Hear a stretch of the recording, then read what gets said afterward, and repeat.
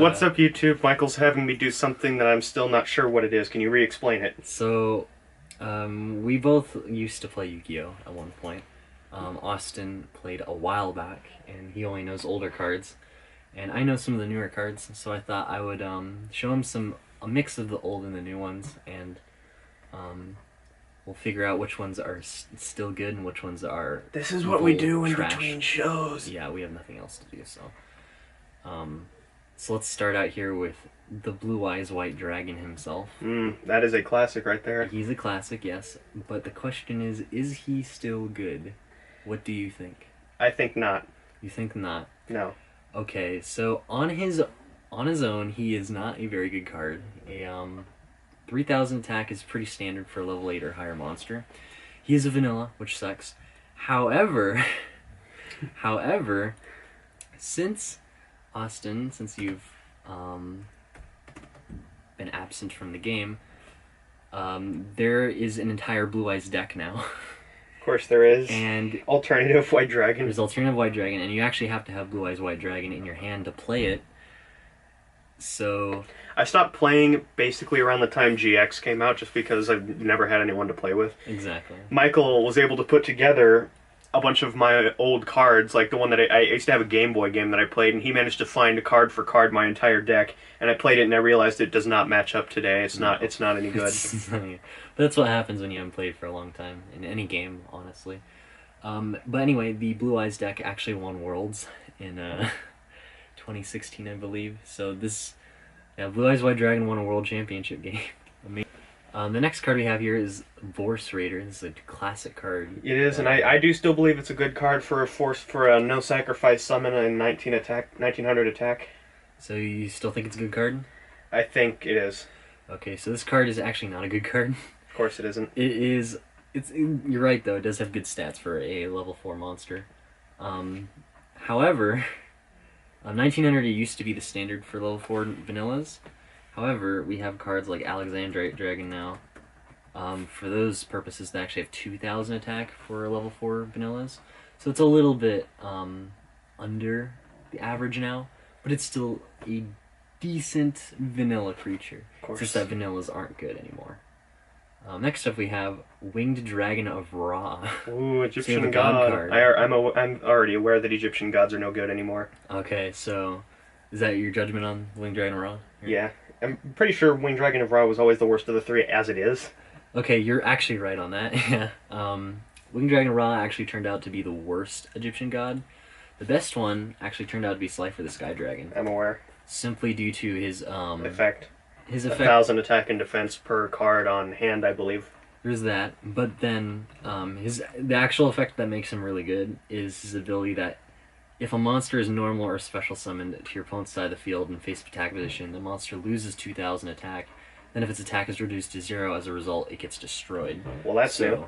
Yeah, so it actually always... It did that in the anime too, I believe, at one point, or whenever it was convenient. But, and since Lifer actually has 3 different artworks for him. That's amazing. I like the third one, actually. This one? Yeah.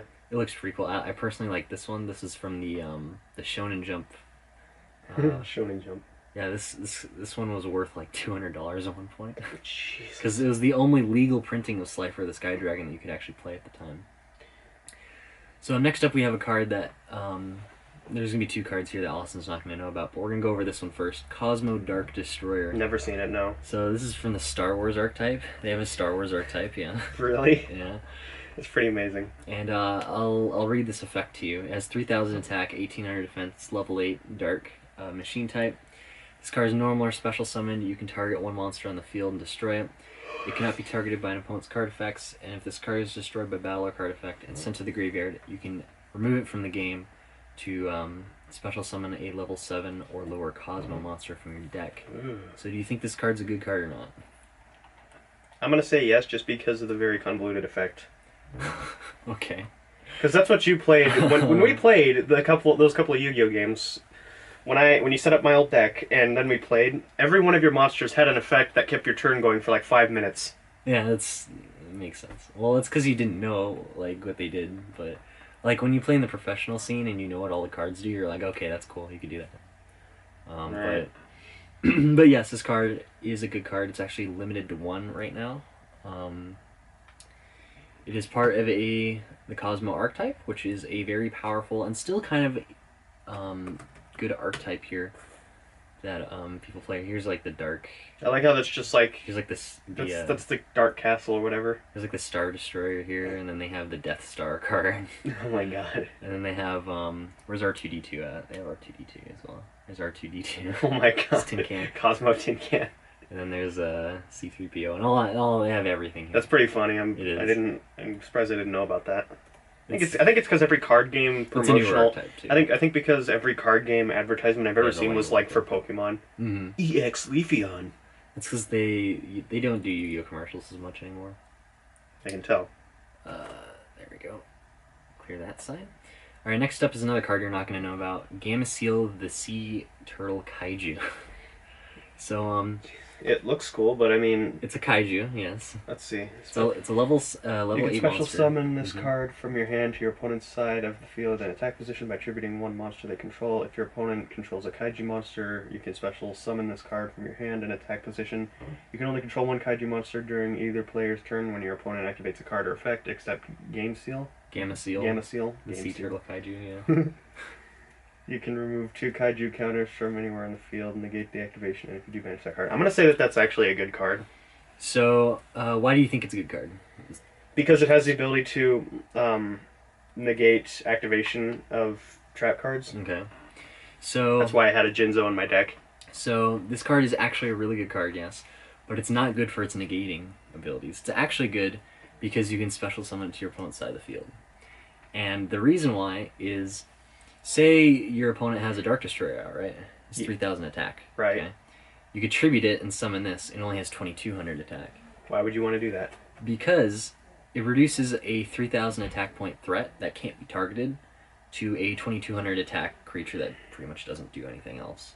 Wow. So, that's kind of what kaijus are actually used for. Kaijus, the original intent for the kaiju archetype here is you summon a weaker one. Did I just see Mothra? Yeah, there's Mothra. There's nice. It's based off Godzilla things. There's Godzilla right there. That's cool. There's like Mecha Godzilla and stuff.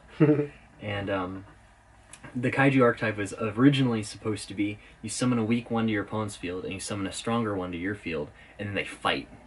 So they fight, yeah.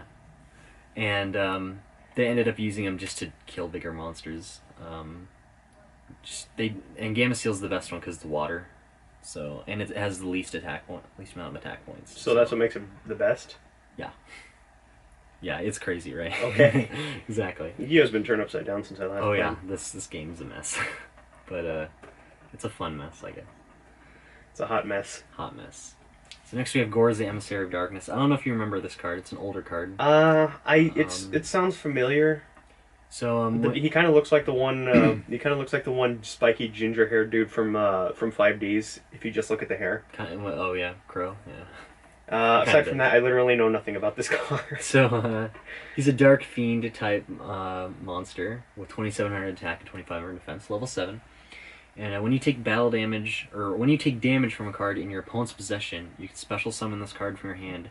You must control no cards to activate and to resolve this effect. If summoned this way, activate the appropriate effect based on the type of damage. So if you take battle damage, you get a Emissary token. It's a fairy type, light level 7, and its attack is unknown and its defense is unknown. And its attack and defense are each equal to the amount of damage you took. And then the effect damage, if you took effect damage, you inflict damage to your opponent equal to that amount of damage that you took. So, do you think this card is a good card? I'm not sure, really.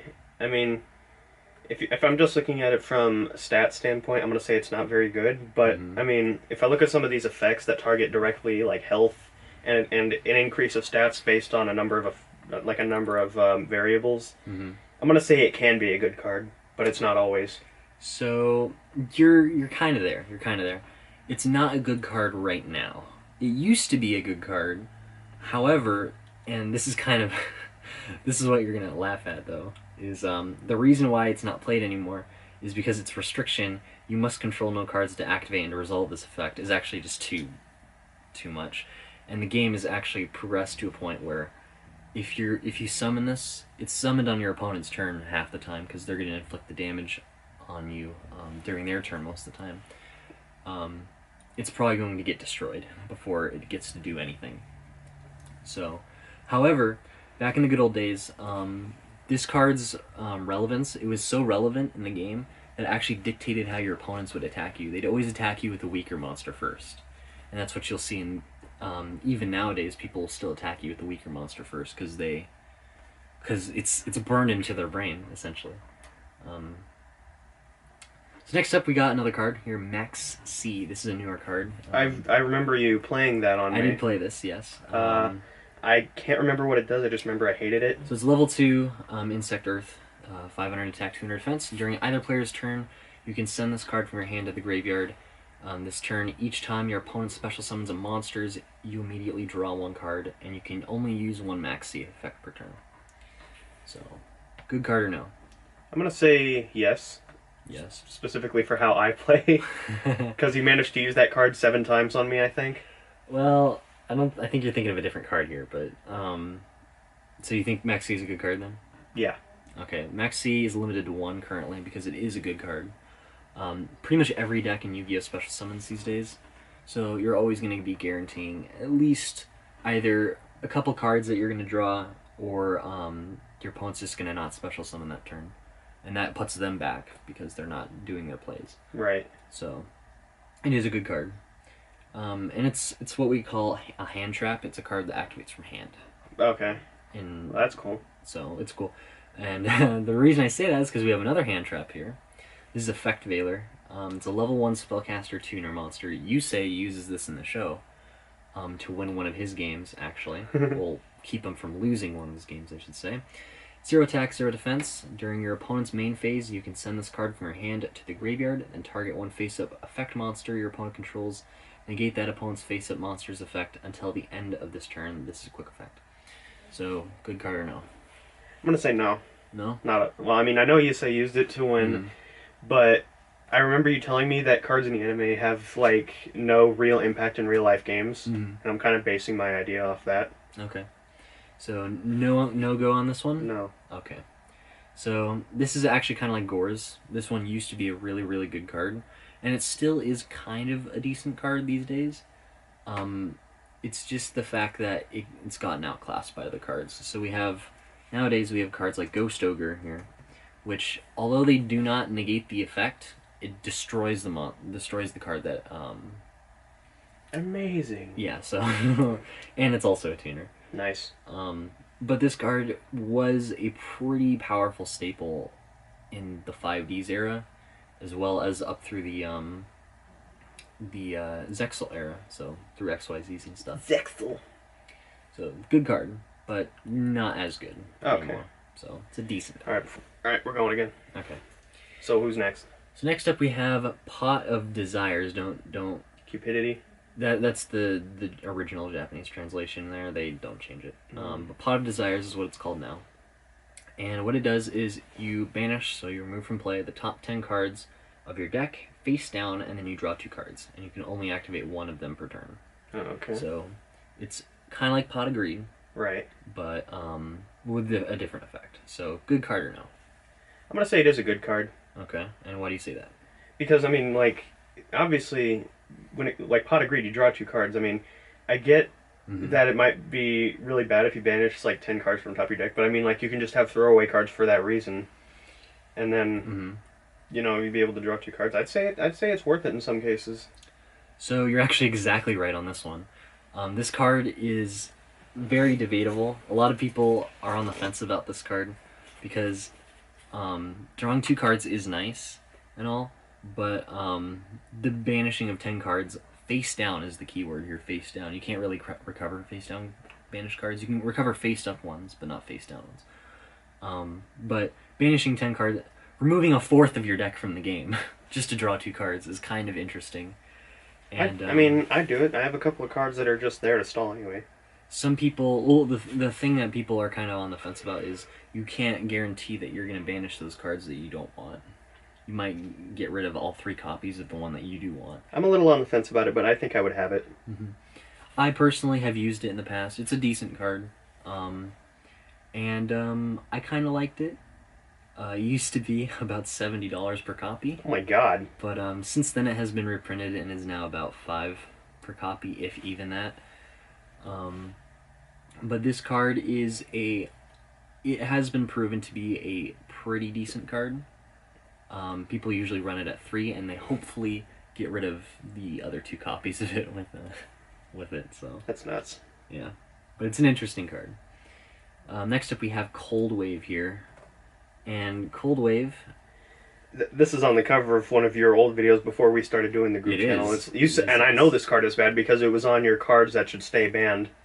Okay, so you think wait. it's a good card or bad card? No, I think it's a good card because you said card that should stay banned. Okay. And if I'm going off of that, then that means cards are usually banned because they're too good. Mm-hmm. So I'm going to say that this card is good on a certain level. So let me cement your answer a little bit better here by reading its effect. It's a spell card, normal spell card.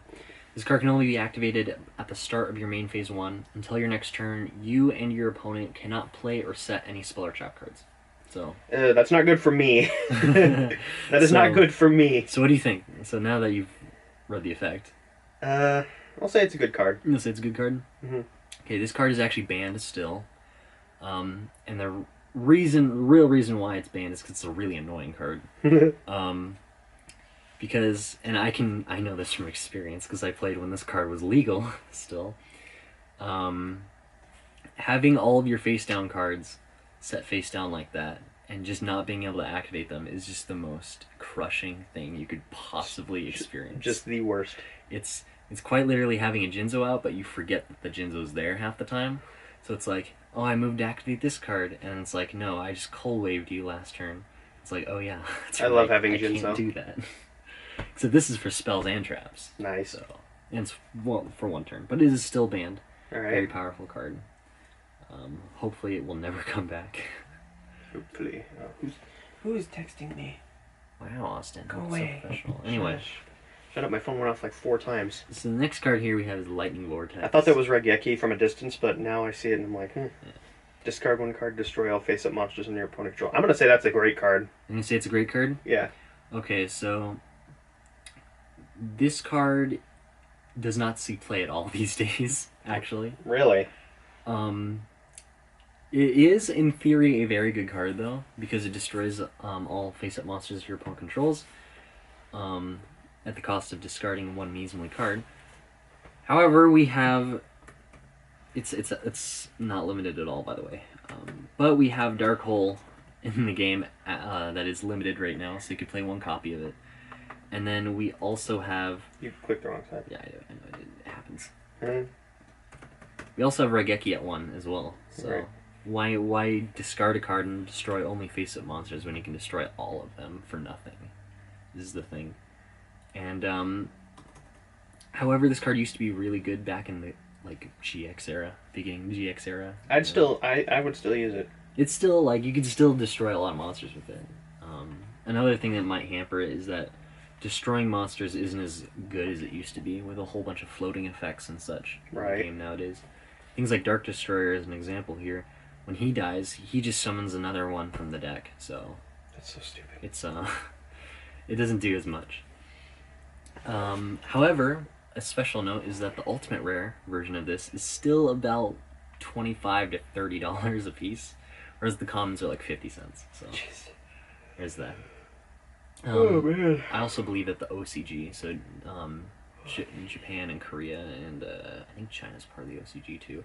They sometimes tech this in because they don't have Regeki or Dark Hole in theirs, That sucks. so they don't have the awesome options that we Ooh, do. the Cure Master. That's a classic. So Diankita the Cure Master, Austin. I knew that you would remember this one. 'cause, Really cut and dry. I used to own this one when I was like 4. Yeah. I remember that. It's an old card. It It's is a very old a card. very old card.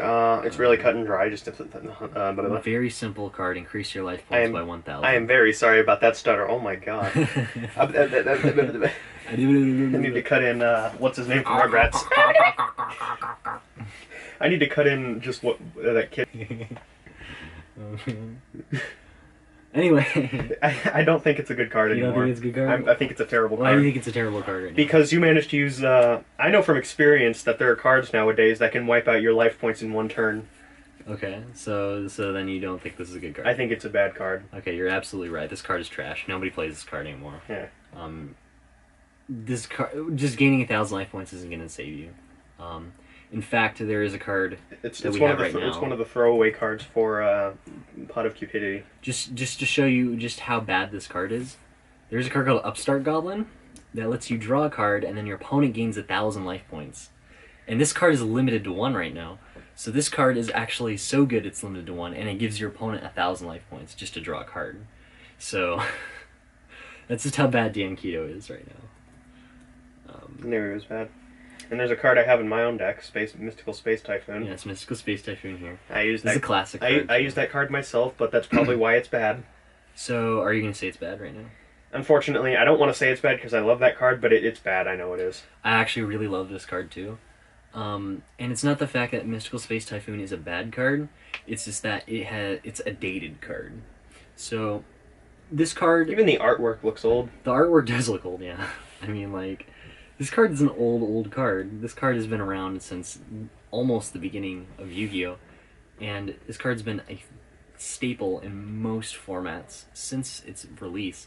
It used to be limited to 1 at one point as well. I remember playing in those days where you could only play 1 copy of Mystical Space Typhoon. And since then, it's gradually come off the ban list. It's at 3 right now.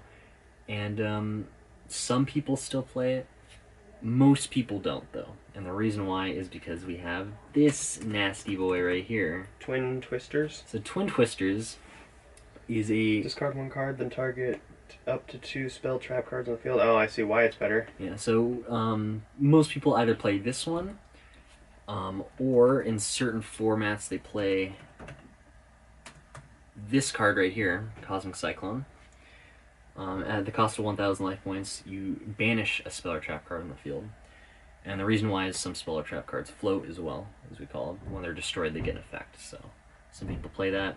And then at one point, people were playing Galaxy Cyclone as well, which only destroys a set spell or trap card the first time, but you can remove it from play from your graveyard to destroy a face-up spell or trap card later. I see. So there's a lot of different options. This is just the most simple, cut and dry, destroy 1 spell or trap card in the field. Right. But it's still a fun card to play. I Yeah, still think Cosmo it's Queen. a decent... It's like Let's get that out of here. your Yeah, let's get... We know this card's bad. Anyway. Cosmo Queen.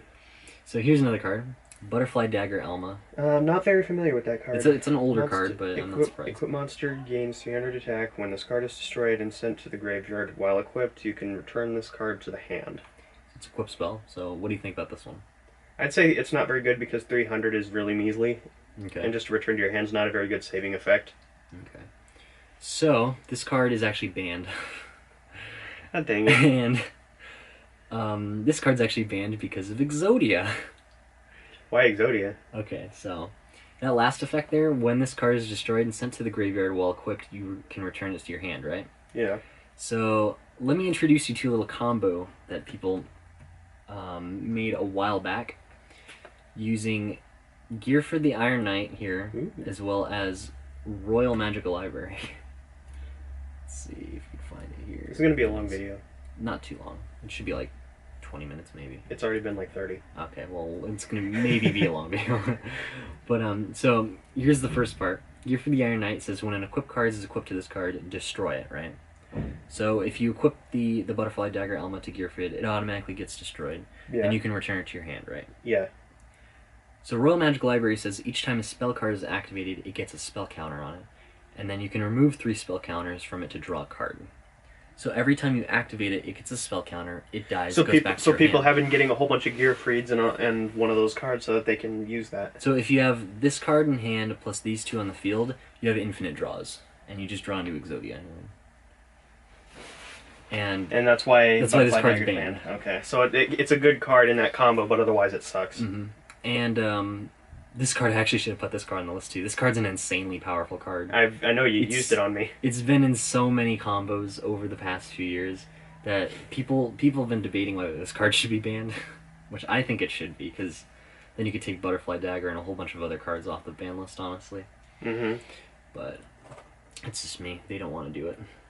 They don't want to screw the combos. Yeah. So here's another one. Miraflores, that's a classic. This is a classic. Everybody knows Miraflores. Everyone knows Miraflores. This card used to be That's a really card expensive before it's been reprinted a couple times. that is a card I would use. But that's because I live in the old. Mm-hmm. So do you think it's still a good card or not? I'm on the fence about it. I'm gonna say maybe. So this card is an okay card. It is not. It used to be limited to 1 back in the good old days. Yeah. But right now it's limited. It's not limited at all. It's at 3. Okay. And it's actually so underpowered right now, in the sense that there we go. Vorse Dragon. They made a Storming Miraflores, a Quaking Miraflores, and a Drowning Miraflores that all do different things. This one returning all attack position monsters to the hand. This one's setting them all face down and they can't be flipped up again, ever. And then this one's shuffling them into the deck. So, jeez. So, but this one only on direct attacks. So Miraflores, it kind of depends on the format. If there's a bunch of floaters in the format, right, it's a bad card, and you'd probably rather run this one or this one. It's bad card. But sometimes it's good. So it's bad. Yeah. It could be good, could be bad. Miraflores Dragon though. Oh yeah, Miraflores Dragon. That's if you remember if you watched the original Yu-Gi-Oh, there was the arc. I think a month or two ago, I just decided to sit down and try and binge as much of Yu-Gi-Oh as I could. Can't. I think I finished the Pegasus arc and I just stopped. Okay, yeah, you didn't get that far then. This is season 4, I think, of the original Yu-Gi-Oh. But they made there's 3 legendary dragons, and Kaiba and Joey and Yugi have 1 of each. And, just like the god cards. Yeah, pretty much. All right. Except not as good. So moving on, what do you got next? Next up is Ring of Destruction. This is a classic card as well. Do you remember this one? Kind of, yeah. Okay. So this is actually one of the cards that has been recently eroded. So they've changed the text on this one since the original. And the original said, destroy 1 monster on the field, and then both players take damage equal to its attack. Mm-hmm. Now it says, during your opponent's turn, target 1 face-up monster your opponent controls whose attack is less than or equal to their life points. Destroy that face-up monster, and if you do, take damage equal to its original attack, then inflict damage to your opponent equal to the damage you took. You can only activate 1 Ring of Destruction per turn. I want to say it's a bad card, right off the bat. Alright. So the original version of it was a very good card. It was banned at one point. This eroded version is so watered down that nobody plays it. So, I played it at one point in one of my control decks, one of my anti-meta decks, because you didn't really care about how watered down. It was the burn damage that kind of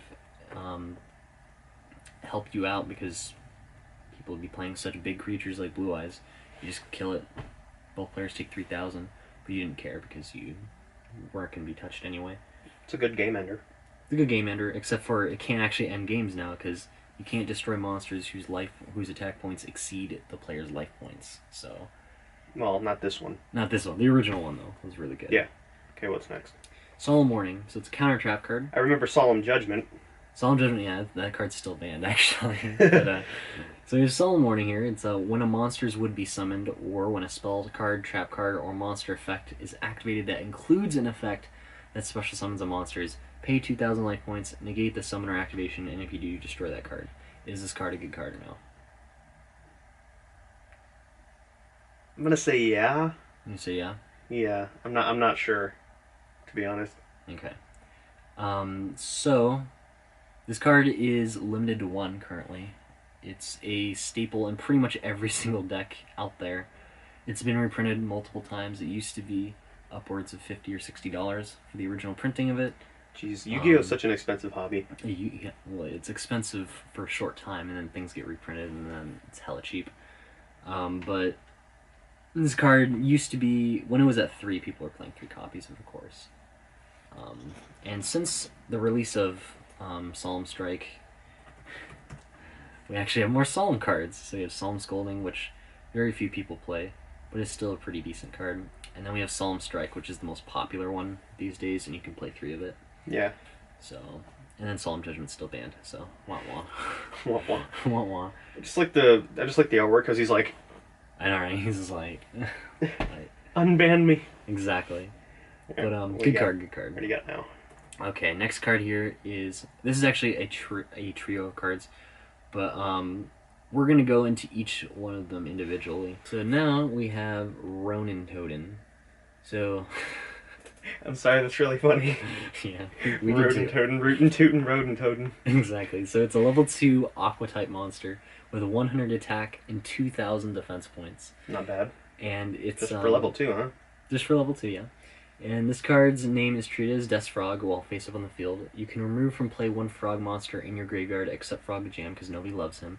To special summon this card from your graveyard, this card cannot be used as a synchro material monster. I'm gonna guess because of all the things that inhibit its possibilities, I'm gonna say it's not that great. Okay. But it is in its own deck. Okay. So that's 1/3 of the puzzle, okay? Here's the second piece right here. Substitute. 100 attack, 2,000 defense. Level 1 Aqua type monster. It says you contribute one monster to special summon one frog monster from your deck. Frog monsters cannot be destroyed by battle. Good card or no? No. No, okay. And then the last card here is Mass Driver. I think Mass Driver, and I think of the big cannon that you use at the end of Halo Reach's campaign. I know, right? Because that's what it's called, a Mass Driver. Mass Driver. Well, this card is a continuous spell card, and it says tribute one monster on your side of the field to inflict 400 damage to your opponent's life points. Good card or no? No, not at all. Okay. So, but I'm guessing I'm guessing I'm being played a fool because these trio, when put together, somehow make a deadly combo. This trio, when put together, won Worlds at one point, and it's actually an FTK deck, so it's a first turn kill deck. Yep, I knew it. So I was right. These Substitute and Mass Driver are both banned. This card's not limited at all, but I'm going to go over the combo very briefly here. So, as you can see, there is a mass amount of frog monsters available. Jesus. So, this card's actually kind of part of it too, but we'll briefly talk about it. So what you do is you get... Swamp Frog looks really angry. Swamp Frog? Yeah, he's an angry boy. He's also a wall of text, as you can see by the picture here. My god. Yeah, so how it works is you just need to open up Mass Driver, Substitute, Swamp Frog, and then another water monster in your opening hand to do this first turn kill play. Wow. So you're going to summon the you summon Substitute, special summon the Swamp Frog by discarding a water monster as due to his effect. He has another effect where you send a water monster from your deck to your graveyard, and you send a Ronin Codon to grave, right? Ronin Codon. Then use Substitute to sacrifice the Swamp Frog, summoning another frog from your deck, and you repeat the process until your deck's out of frogs. Yeah. You play Mass Driver, and then you can effectively, using Ronin Codon's ability, remove from play a frog from your graveyard, special summoning it, sacrificing it to Mass Driver, and then repeating that process until your opponent's dead. So that's why most of those cards are banned. That's why these two cards are banned here. So on their own, they're not that good, but when comboed together, it's an FTK. It kills you in one turn, yeah. Frog the Jam, good god. Yeah, nobody loves him. Anyway, his name is Slime Toad now. Actually, they changed his name, so. All right, so that's all for the main deck. What are the side deck? So the side deck ones are actually, I put them on the side deck here because they're actually all the main cards used by the main protagonists from Yugi all the way up to Arc in Arc 5. Mm-hmm. Obviously, and I know those, I recognize the first three, obviously. I've never seen Arc 5 and Zexal. Okay, so we're going to go through these and we're going to see, are these ones good? All right, don't even ask me about Dark Magician. I know it's like as classic gets because of the anime. It's like how Pikachu is to Pokemon. Mm-hmm. But I know Dark Magician is no good now. Okay, so you're actually going to be surprised about this. Dark Magician is actually a decent card. And the reason why is kind of like Blue Eyes White Dragon, Dark Magician has an entire deck around himself now. So we have a momentous amount of not half bad support cards. It's not nearly as good as Blue Eyes. It hasn't won any Worlds yet. But it has become a somewhat decent deck. A decent rogue deck that you can run now. Especially with the advent of Link monsters. It's still a decent deck. Next up we have Neos here. Elemental Yes. Neos. I believe I remember seeing an episode of GX where he managed to get either Neos or Blade Edge like all the way up to 10,000 attack points or above, Mhm. and like one hit his opponent. Uh, so I don't remember too much about the show, but I remember Neos was a really good card in its day. Okay. I don't know about now though. So, the show, while it is pretty good in the show, as they've seen, Neos is actually not a good card now, and it actually never was a good card. The only deck that even remotely plays Elemental Hero Neos is Rainbow Neos Turbo.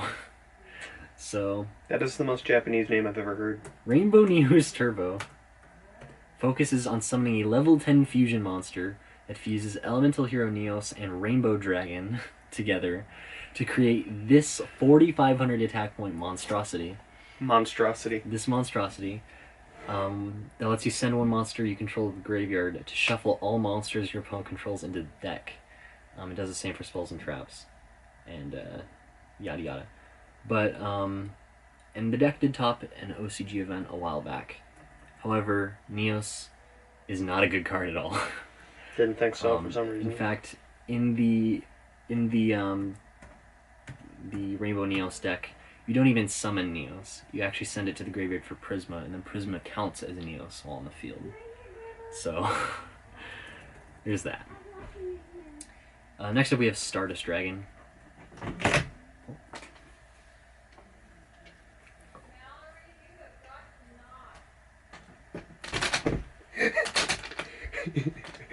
I don't know if I want to cut that out or not. That was kind of funny. How do you need to know? You can cut it out if you want, okay. I might leave it in. I don't know. That was funny. That's pretty funny. Okay, so what do you got next? Next up is Stardust Dragon. So, level 8 tuner, or level 8 synchro monster. One tuner, one more non-tuner. 2,500 attack, 2,000 defense. Wind Dragon type. Ooh. And, Yusei's signature. This is Yusei's signature card. And during either player's turn, when a card or effect is activated that would destroy cards on the field, you can tribute this card, negate the activation, and if you do destroy it, then during your end phase, if this effect was activated this turn and was not negated, you can special summon the Stardust back. So based on the really convoluted effect and the fact that you have an entire synchro deck that you ended my game in 3 turns with, I'm going to say that Stardust Dragon is the best one on this list so far.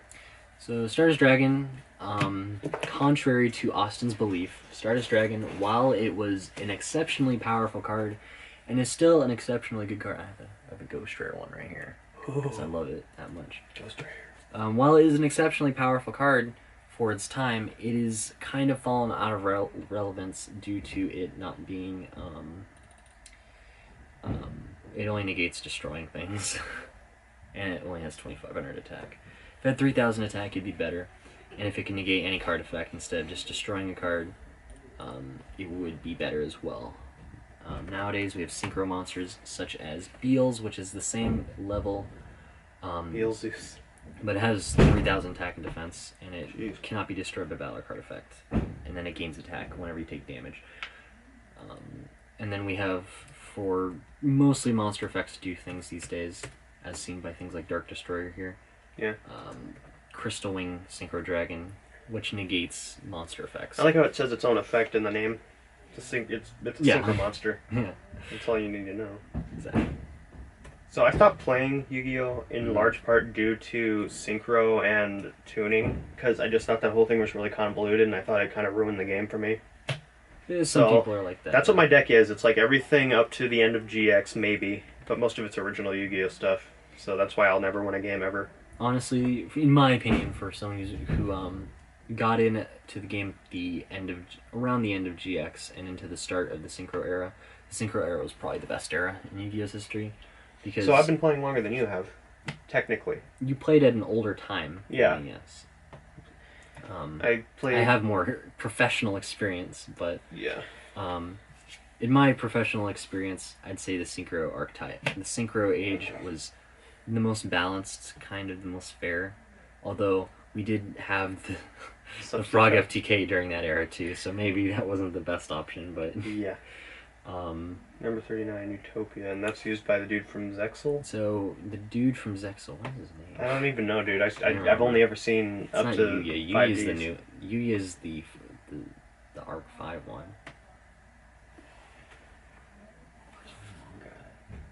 I have a manga for it because I wanted one of the cards from it, but So 2 level who cares four what his name It's is? 2 level 4 Yuma or monsters. something, yeah.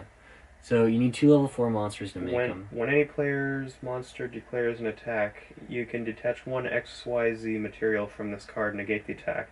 When this card is targeted for an attack, one has no XYZ materials, destroy this card. So I'm guessing in most situations it's kind of good, but otherwise not really.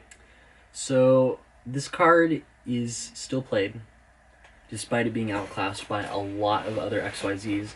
And the reason for it is actually not for any of its effects whatsoever. Is it a sacrifice type deal? No, it's actually meant to be a material for a bigger XYZ monster, Utopia the Lightning. Oh, So- I'm being played so hard right now. Yeah. So normally Utopia the Lightning needs 3 level 5 light monsters to summon it. But you can also summon it just by putting it on top of a level 4 Utopia one, or rank 4 Utopia one. Makes sense. So this one's just the easiest one to make, and it has the more utility to it. And what this one does is, when it battles, you can detach 2 materials from it, and it goes up. Its attack goes up to 5,000. Yeah. So it can beat over things, and that's what it's used for. So Utopia, not used for its actual abilities itself. It's just used as a stepping point to a stronger card, Right. essentially. Which isn't the first time that's happened in this game. That wall of text though.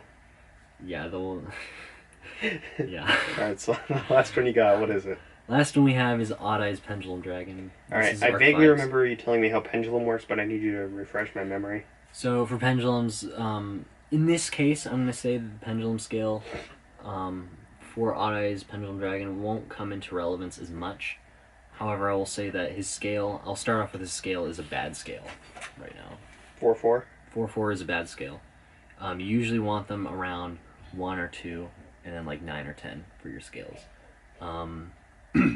4, not particularly. You don't want them in and around the 4 and 5 range, is essentially what it is. Yeah.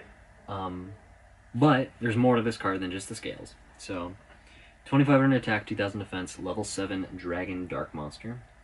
Its pendulum effect says you can reduce the battle damage you take from a battle involving a pendulum monster you control to 0. During your end phase, you can destroy this card, and if you do, add 1 pendulum monster with 1,500 or less attack from your deck to your hand. You can only use each pendulum effect of Odd Eye's Pendulum Dragon once per turn.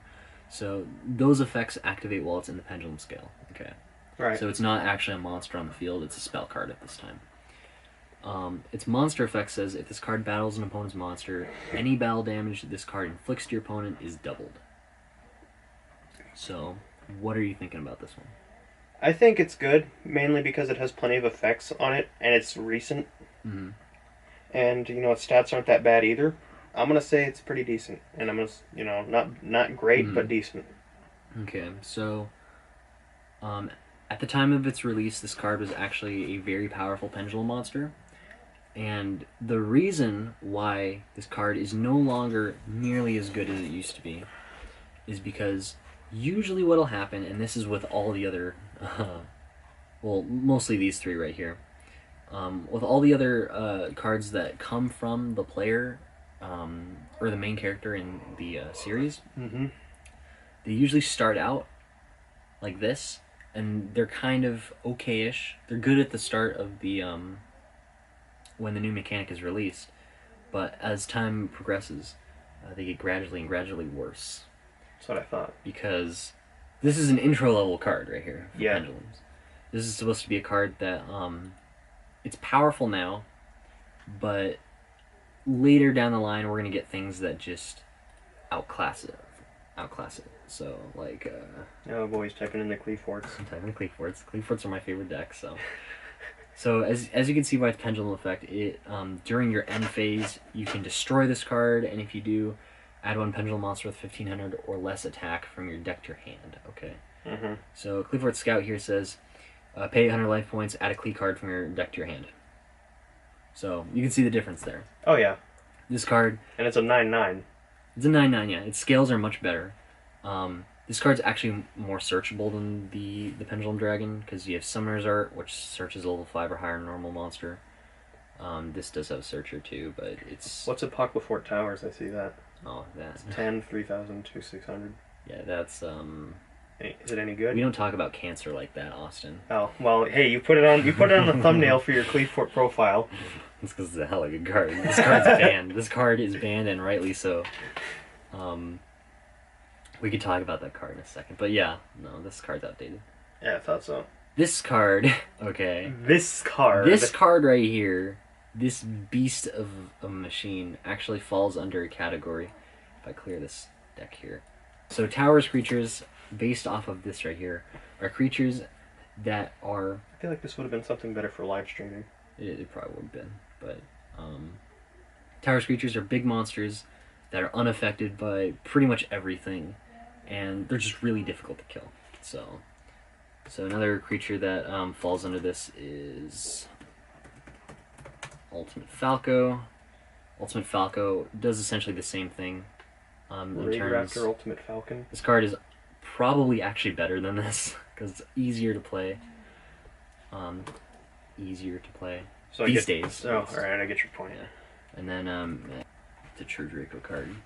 This one right here, Masterpiece, yeah. So these three are Towers cards right here. They're all cards that become unaffected by card effects. Oh yeah, I remember you playing one on me. Mm-hmm. Yeah, that would be this one. This card's banned. These two cards, I don't know if we could. I'm still check. mad at you because that like nullified half my deck. Yeah. I mean, the deck's called Turbo Towers for a reason. Once you summon it, you win, pretty much. That you win. There's quite literally, like... very little you can do. There's very little you can do when your opponent summons these. Especially when they summon two of them, it gets a lot worse. And you only needed one to end my game. I only need one. But that's why you got Kaijus here, because Kaijus kill these things. Mm-hmm. Because that's why Game of Steel is a good card here, is because you distribute it. So that's all the time we have for today. I hope you all got a good idea of how many years it's been since I've played Yu-Gi-Oh! I still don't understand the point to this video, but we did one anyway, so yep. I hope you enjoyed it. I do too. I'm playing the game. He's playing Yu-Gi-Oh! Because, he's a slacker. Yeah. Playing Blue Eyes. X. Alright, we're done here.